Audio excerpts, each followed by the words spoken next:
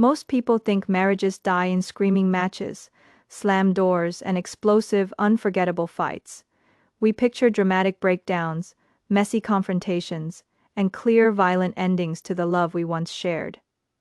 But after 18 years of marriage, I learned the hardest, most final end of a relationship never happens in chaos. It happens in total, deafening silence. It happens when you suddenly catch a glimpse of a secret, parallel life the person you love has been living right beside you, one you never knew existed, one you were never meant to see. Today, I'm sharing the quiet, devastating moment that unraveled my entire world on a spontaneous trip to Chicago, and the hard truth about love, trust, and quiet betrayal that I've carried with me ever since. As someone who's always found safety in order and routine, I built my entire adult life around predictable, steady calm. I'm 43 years old, living in a peaceful suburban home, just outside Richmond, Virginia. Our front yard lined with maple trees that blaze bright orange every fall. A small, constant joy I've cherished for nearly 2 decades. For 11 years, I've worked as an office manager and bookkeeper at a local dental clinic, a job that fits my soul perfectly. I thrive on balanced spreadsheets, overlapping, free appointment schedules, and small, solvable problems. There's comfort in tangible order, in things that make sense and stay consistent. I've always believed this quiet, stable rhythm was the foundation of a lasting marriage. My husband Ming is 48, a medical device sales director whose life is built on charm, polished suits, and carefully curated first impressions. His job is to make every hospital administrator, every client, feel seen and valued, and he's always been incredibly good at it. For 18 years, we built our life together on this quiet synergy. I held down the steady, structured home front, and he navigated the fast-paced, social professional world. Like most long-term marriages, ours lost the fiery, passionate rush of our 20s years ago. But I never saw that as a failure. I thought that was growth. I thought the quiet comfort of shared dinners, nightly news watching, knowing exactly how your partner takes their coffee, and falling asleep to the sound of their steady breathing, was the real lasting love, far more durable than fleeting romantic fireworks. I genuinely believed that calm stability was worth more than any temporary spark. Looking back, I now recognize the slow, subtle cracks I chose to ignore for 6 whole months.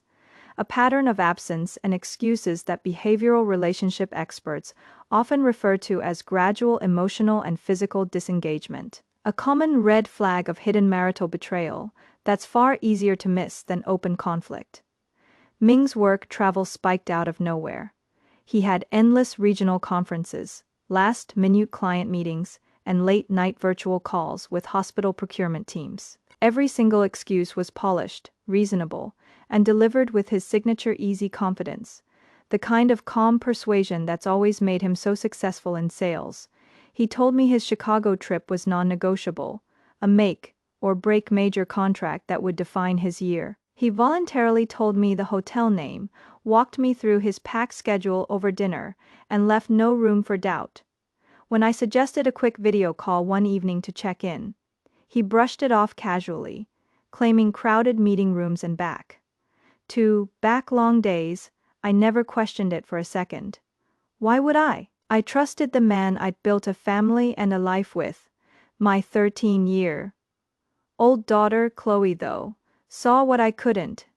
Kids have an innate, unfiltered intuition about household tension and parental distance that adults often numb with routine and denial. Lately, our home had felt hollow with Ming's constant absences, a quiet emptiness I'd been too busy to fully process. One Saturday morning over weekend pancakes, Chloe looked up at me with a determined, brave expression. The one she gets when she's already made up her mind and is mustering the courage to speak up. "Mom," she said softly, "what if we go to Chicago and surprise Dad?" I laughed at first, thinking it was a sweet, impulsive kid's idea. But when I looked at her bright, hopeful eyes, my heart softened. We hadn't done anything as a full family in months. Life had just gotten busy and disjointed. I convinced myself this trip would fix that. It would reset our connection, remind us of the love and bond that held our family together through 18 years. I took Friday off work, booked 2 last-minute plane tickets, and reserved a room at the exact downtown Chicago hotel Ming had named. That night, Chloe sat at our kitchen table for an hour, tongue tucked between her teeth in pure concentration, handcrafting a card for her dad. When she showed it to me, the messy, heartfelt handwriting read, "We miss you too much to stay home." I called Ming that night to tell him Chloe and I would be occupied for the weekend, a small harmless lie to keep our surprise intact while we flew. His response was casual, almost relieved. "Maybe you two should have a little girls' weekend." I replay that single sentence constantly now. At the time, I thought it was a sweet laid-back reply. Now I realize it was relief. Relief that I wasn't planning to intrude on the secret life he'd been building in Chicago for months. That night, Chloe could barely sleep from excitement. She snuck into my bedroom in her pajamas, braids loose over her shoulders, and climbed onto the edge of my bed like she did when she was little. "Do you think Dad will cry when he sees us?" she asked. I smiled and told her he'd be overjoyed. I spent the entire night picturing his shocked, happy face, imagining the warm family moment we'd been missing. I had no idea that what waited for us in Chicago wasn't joy, it was fear. We were up before the sun at 4:30 a.m., waking to the quiet, cold hush that only exists before dawn. Chloe was already wide awake, pulling on her favorite gray hoodie, the one I'd gotten her for Christmas, stitched with a tiny fox on the sleeve. In hindsight, I think she picked it on instinct, hoping the thoughtful detail would make her dad's surprise even sweeter. The drive to the airport was silent. Soft rain streaking the windshield, the highway empty save for a few distant headlights. Chloe sat pressed against the window, clutching her handmade card tightly in her lap, checking every few minutes to make sure the corners didn't bend. She worried the card would get crushed on the plane. I promised to tuck it safely in a plastic sleeve, my heart full of nothing but hope for our family reset. Security lines moved slower than expected, and Chloe rambled nervously the whole time, debating if her snow boots counted as bulky footwear for the flight. By the time we cleared security, we only had minutes to grab coffee and a quick snack before boarding. She walked me through her entire surprise plan step by step. How we'd knock on his hotel room door, how I'd stand off to the side so he'd see her first, how we'd count to 3 and surprise him together. I watched her animated, excited hands as she explained every detail, and I felt utterly certain we'd made the right choice. I thought this trip would fill the empty spaces that had grown in our home over the past 6 months. I thought we were about to fix everything. Right before boarding, I texted Ming a quick note. "Hope your presentation goes well, we love you." His reply came instantly, and in hindsight, it's the first red flag I willfully ignored. He told me his big presentation was scheduled for the previous afternoon, not the day we were flying in. Yet his text read, "Back-to-back meetings all day.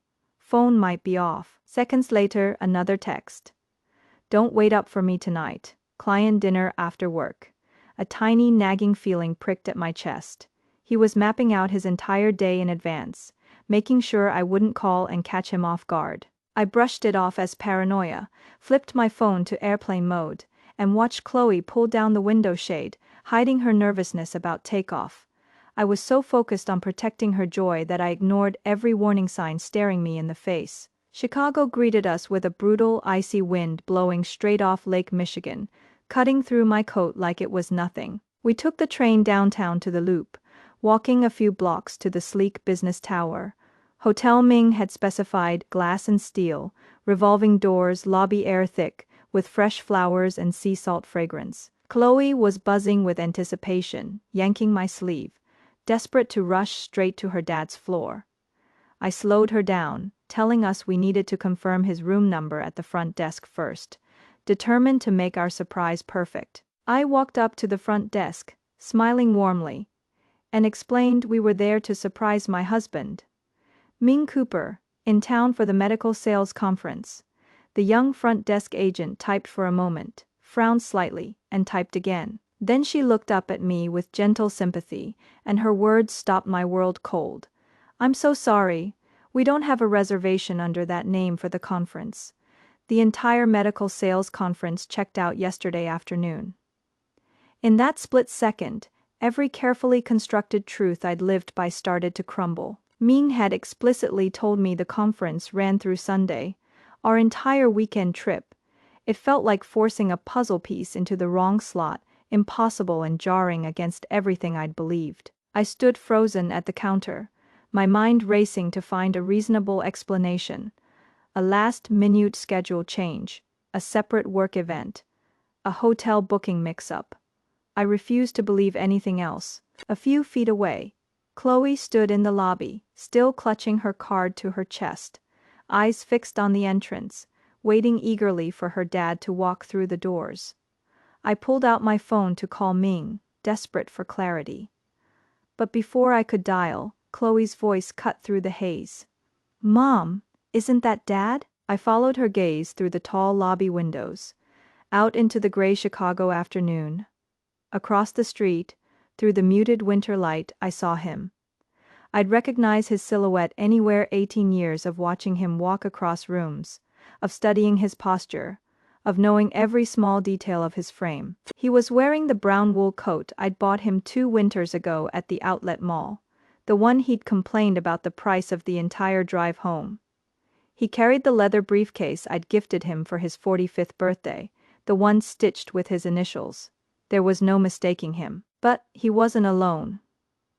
A woman walked closely beside him, her arm looped through his, her head tilted gently toward his shoulder, laughing at something he'd said. It was the kind of easy, intimate comfort that only comes from consistent, long-term closeness.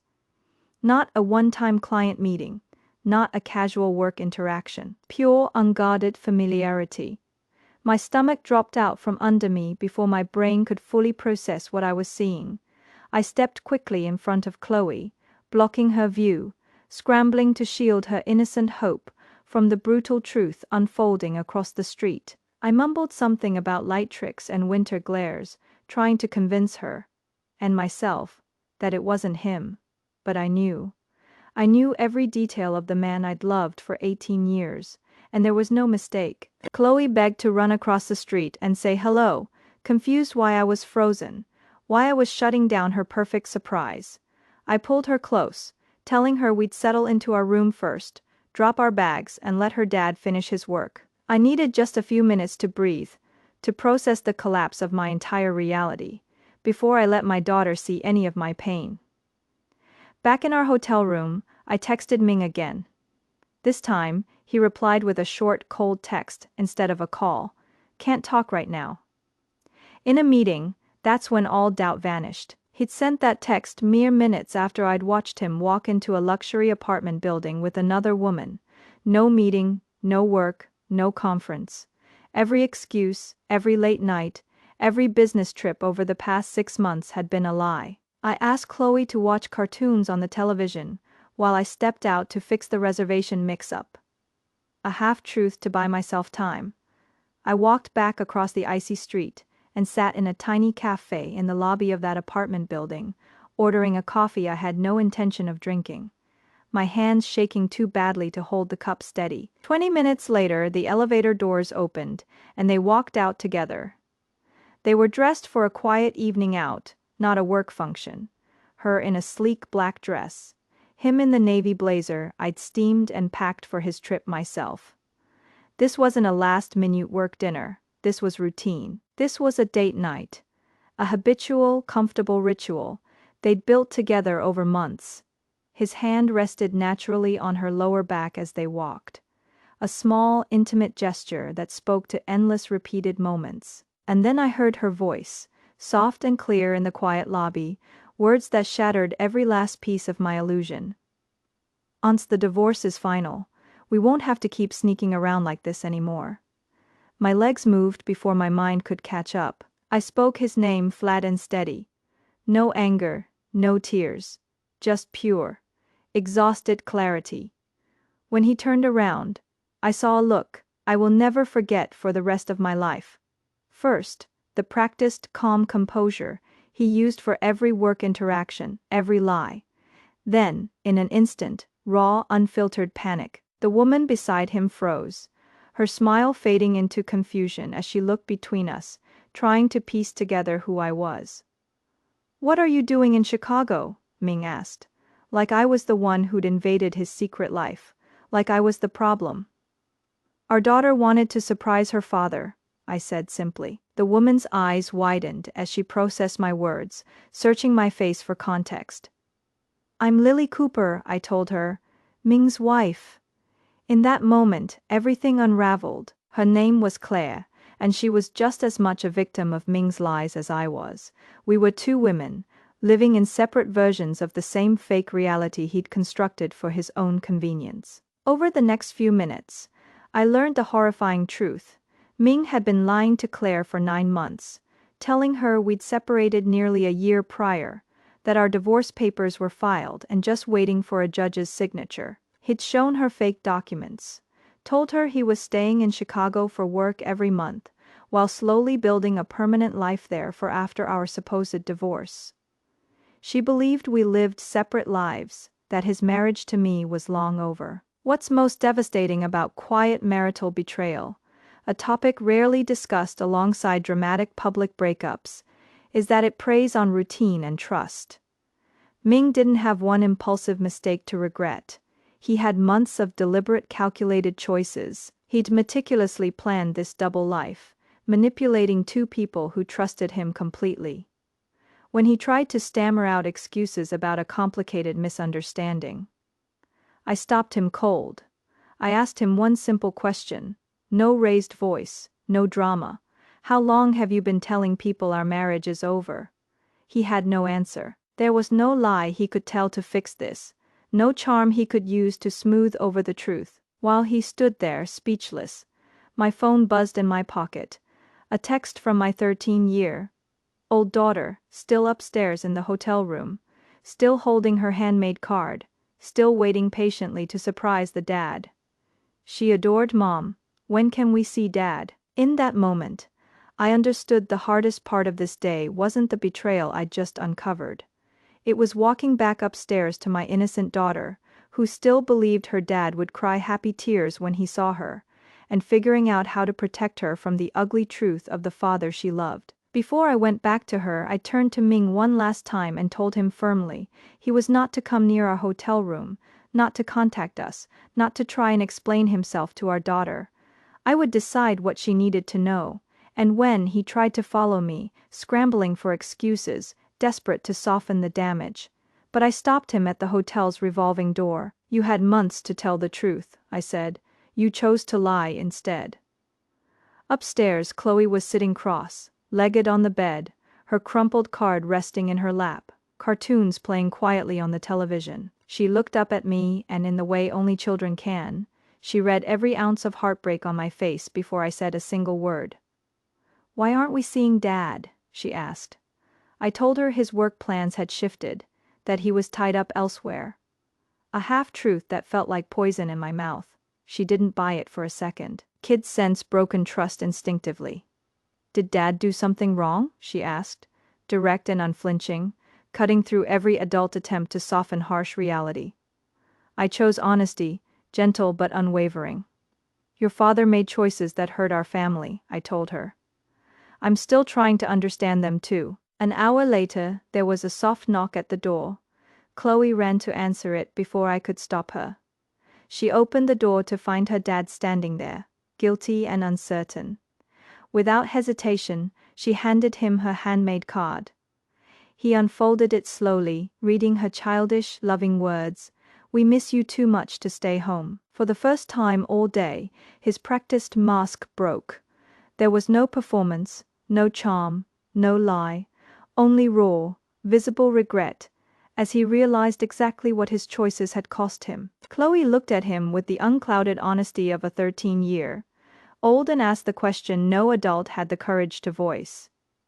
"You told me lying is what people do when they're afraid of the truth." He had no reply. Neither did I. That night, after Ming left and Chloe finally fell asleep, my phone lit up with a message from an unknown number. It was Claire. She'd found my contact information, desperate to tell me the full truth of the 9-month lie we'd both been tangled in. Over hours of text messages, the full scope of Ming's deception came into focus. He'd not only hidden a 9-month affair and a fake separation story, he'd been stealing from our family to build his secret Chicago life. He'd systematically drained nearly $78,000 from our joint investment account over 6 months.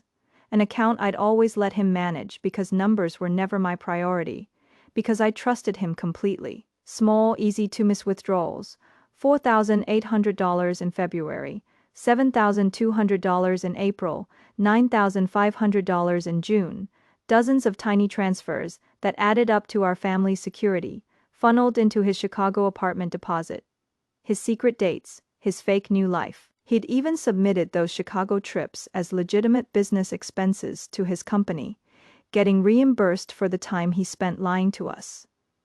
Living a double life, in a forgotten cloud storage folder we'd used years ago for family photos, Claire found a draft separation agreement Ming had been quietly drafting for months. His plan was cold and calculated.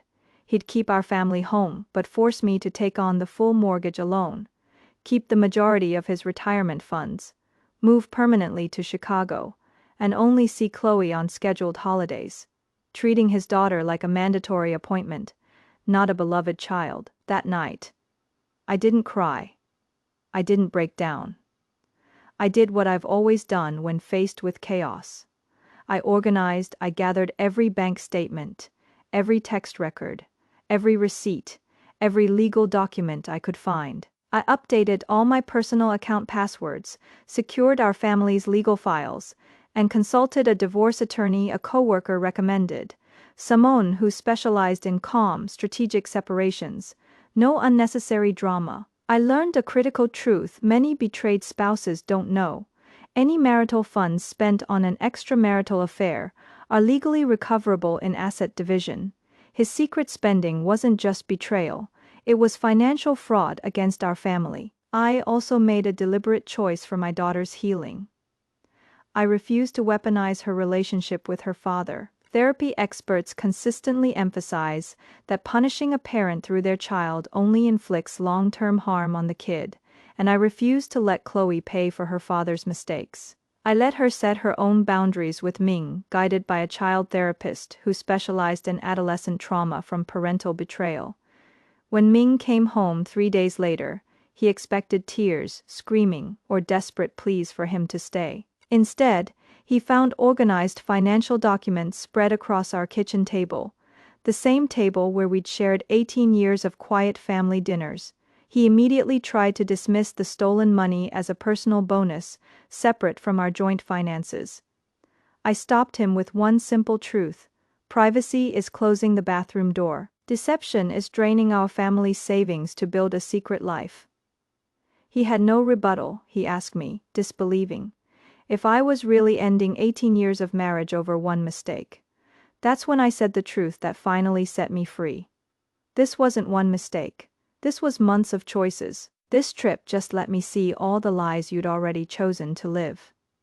The months that followed were quiet, grueling, and unglamorous. No dramatic courtroom scenes, no viral-worthy confrontations, just slow, steady healing and legal negotiation. Ming's company eventually caught onto his falsified expense reports and unconfirmed client meetings in Chicago.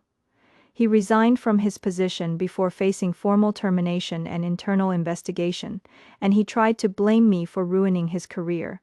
Yet another attempt to shift accountability for his own choices. Our divorce settlement was fair and intentional, centered entirely on Chloe's stability. I kept our family home so she never had to switch schools or leave the childhood neighborhood she loved. We split retirement accounts per state guidelines, and Ming was ordered to cover all of Chloe's future educational expenses. Most importantly, the court ruled his $78,000 in secret spending was marital waste, factoring it into our asset division to restore the security he'd stolen from our family. In the quiet aftermath, Ming and Chloe rebuilt their relationship slowly. On her terms, he no longer makes excuses or hides his choices. He shows up honestly, accepting the consequences of his actions.